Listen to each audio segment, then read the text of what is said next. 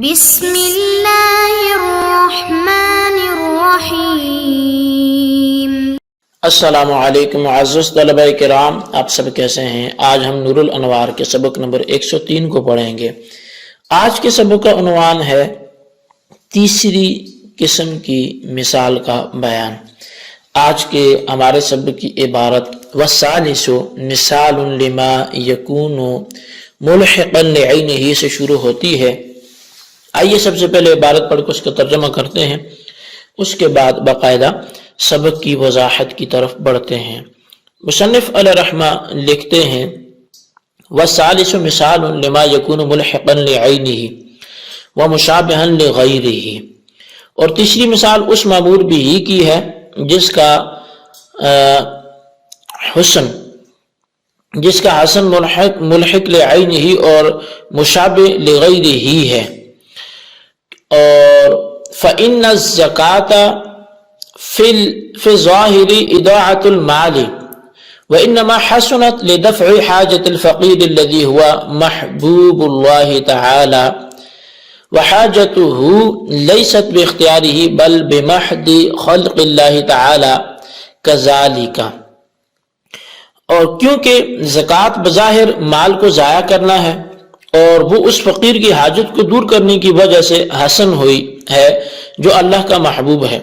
اور اس کی حاجت اس کے اختیار سے نہیں ہے بلکہ محض اللہ کے اس کو ایسا ہی پیدا کرنے سے ہے۔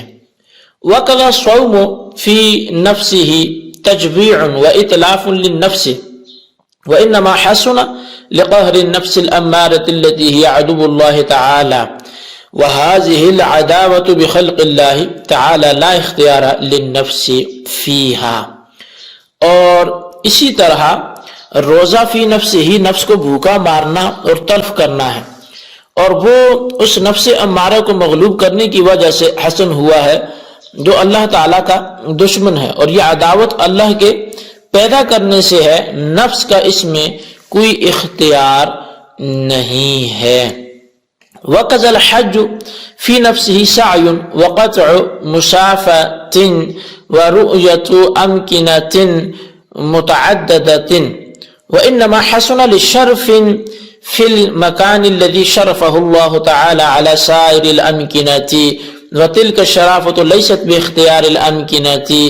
بل بخلق الله تعالى كذلك، فصار كأن هذه الوسائط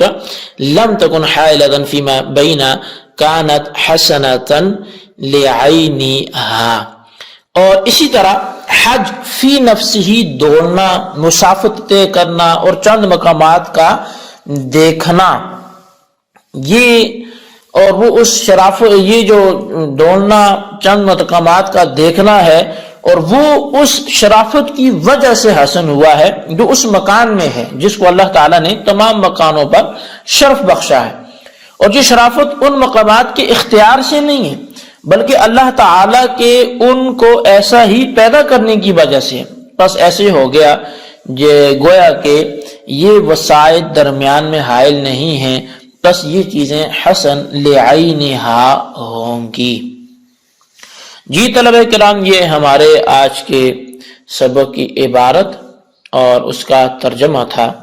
اب آئیے اس کی وضاحت کی طرف بڑھتے ہیں، دیکھتے ہیں مصنف علیہ رحمہ آج کے سبق میں ہمیں کیا درس دیتے ہیں، کیا سمجھانا چاہتے ہیں۔ اصل میں تیسری مثال یعنی یہاں پر چونکہ پہلے تین قسمیں ہوئی تھی، حسن لعینہ لغیرہ اور پھر وہ جو ملحق لعینہ مشابہ لغیرہ، تو یہاں پر جو ہم مثال پڑھنے لگے ہیں تو یہ وہ تیسری قسم کی ہے۔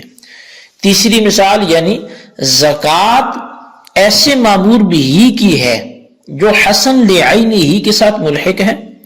اور حسن لغیرہ کے مشابہ ہے، اور وجہ اس کی یہ ہے کہ زکوٰۃ بظاہر تو مال کو ضائع کرنا ہے، اور اپنے ہی مال کو ضائع کرنا شرعاً حرام اور عقلاً ممنوع ہے، اور جو چیز شرعاً حرام اور عقلاً ممنوع ہو وہ فی نفس ہی بری اور قبیح ہوتی ہے، لہذا زکوٰۃ کو قبیح اور برا ہونا چاہیے، لیکن زکوٰۃ میں حسن اس لیے آیا ہے کہ زکوٰۃ کے ذریعے اللہ کے محبوب فقیر کی ضرورت کو پورا کیا جاتا ہے، یعنی کیونکہ فقراء اللہ کے محبوب ہیں، اور کئی دفعہ بظاہر ہمیں پراگندہ بالوں والا نظر آنے والا ہو سکتا ہے، اللہ کے یہاں اس کا کیا مقام ہو، تو لہٰذا زکوٰۃ کے ذریعے اللہ کے محبوب فقیر کی ضرورت کو پورا کیا جاتا ہے اور اس کی حاجت کو دور کیا جاتا ہے، اور اللہ کے محبوب کی حاجت کو دور کرنا چونکہ حسن اور پسندیدہ چیز ہے، اس لیے زکوٰۃ بھی حسن ہوگی۔ تو یہ بھی خیال رہے کہ فقیر کی محتاجگی اس کے اختیار سے نہیں ہے، بلکہ اس وجہ سے ہے کہ اللہ نے اس کو ایسا ہی بنایا ہے۔ خلاصہ یہ ہے کہ زکوٰۃ میں فقیر کی حاجت دور کرنے کی وجہ سے حسن آیا ہے، لیکن یہ واسطہ یعنی حاجت فقیر بندے کا اختیاری نہیں ہے بلکہ غیر اختیاری ہے۔ اسی طرح روزہ فی نفس ہی نفس کو بھوکا مارنے اور اس کو تلف کرنے کا نام ہے، حالانکہ نفس کو تلف کرنا اور اس کو اللہ کی نعمتوں سے محروم رکھنا، نعمتوں کو نفس سے روکنا، یہ عقلاً بھی ممنوع ہے، لیکن اس میں اللہ کے دشمن نفس امارہ کو مغلوب کرنے کی وجہ سے حسن آیا ہے، چونکہ نفس امارہ ہے یہ اللہ کا دشمن ہے، مگر یہ دشمنی بھی اللہ کی پیدا کردہ ہے، ورنہ نفس کو اس عداوت میں کوئی اختیار نہیں ہے۔ حاصل کلام یہ کہ روزے میں اللہ کے دشمن نفس امارہ کو مغلوب کرنے کی وجہ سے حسن آیا ہے، لیکن یہ واسطہ یعنی عداوت بندے کی اختیاری چیز نہیں ہے بلکہ غیر اختیاری ہے۔ اسی طرح حج کی اگر بات کریں تو حج فی نفس ہی دوڑنے کا نام ہے، یعنی وہ سفر اتنا لمبا کرے گا، مسافت طے کرے گا، متعدد مکانات یعنی جگہوں پہ جائے گا اور مقامات کو دیکھے گا، تو اسی چیز کا نام حج ہے۔ اور یہ ایسا ہے جیسے تجارت کے لیے سفر، یعنی اس میں کوئی حسن نہیں ہے۔ اب کوئی بندہ اتنے دور جائے تجارت کے لیے تو اس کا ذاتی مسئلہ ہے، شرعی اعتبار سے تو یہ کوئی خوبی کی بات یا اچھی بات اس سفر میں کوئی حسن نہیں ہے۔ البتہ حج کے اندر اس مکان یعنی کعبۃ اللہ کی شرافت کی وجہ سے حسن آیا، یعنی سفر تو کئی ہوتے ہیں، تو اب کوئی یہاں سے کسی دوسرے ملک میں جائے تو اس کا سفر ٹھیک ہے، سفر ہے، لیکن اس سفر میں فی نفس کوئی حسن نہیں ہے، لیکن جو حج کرنے جاتا ہے تو سفر یہاں بھی سفر ہی ہے، اس میں کوئی حسن نہیں ہے، صعوبتیں، تکلیفیں، آزمائشیں سفر میں بہت سی اپنے ساتھ لے کے وہ جا رہا ہے۔ لیکن اگر حج کا سفر مبارک سفر کہلاتا ہے اور حج کا سفر اگر اچھا سفر کہلاتا ہے تو اس کی وجہ یہ ہے کہ کعبۃ اللہ کی شرافت کی وجہ سے حج کا سفر بھی وہ حسن ہو جاتا ہے، اچھا ہو جاتا ہے، جس کو اللہ تعالیٰ نے تمام مکانات پہ شرف بخشا ہے۔ یہ شرافت بھی کسی مکان کی اختیاری چیز نہیں ہے بلکہ اللہ تعالیٰ کی پیدا کردہ چیز ہے۔ تو الغرض حج کے اندر شرافت کعبہ کی وجہ سے حسن آیا ہے، مگر یہ واسطہ یعنی شرافت کعبہ بھی اختیاری نہیں بلکہ غیر اختیاری چیز ہے۔ اب صاحب نور الانوار نتیجہ کے طور پہ فرماتے ہیں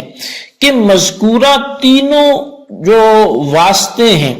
چونکہ غیر اختیاری ہیں، بندے کو ان پہ کوئی اختیار نہیں ہے، اس لیے ان کا ہونا نہ ہونا دونوں برابر ہیں، اور جب ان کا ہونا نہ ہونا برابر ہے